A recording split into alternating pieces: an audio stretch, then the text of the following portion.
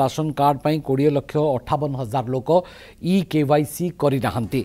जो मैंने e KYC करना से चाउल बंद कर कनक न्यूज को प्रतिक्रिया रखी कहते खाद्य जोगाण मंत्री कृष्ण पात्र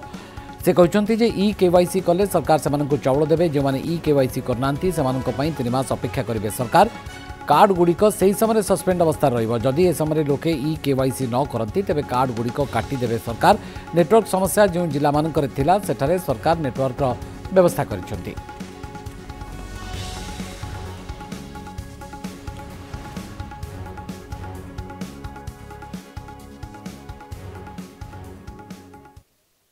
कोड़े लक्ष 58,000 लोक ई केवाईसी करना से जो माने करना चाउल आम बंद करूँ जदि चाउल नजा शुणिकी से आसती ई केवाईसी कलापर सागे सागे आम देव कि जो मान ई केवाईसी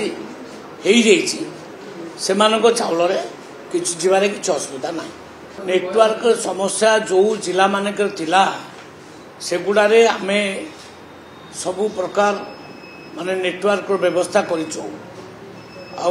केमती नेटवर्क कारण ई केवाईसी बंद न हो से व्यवस्था भी कर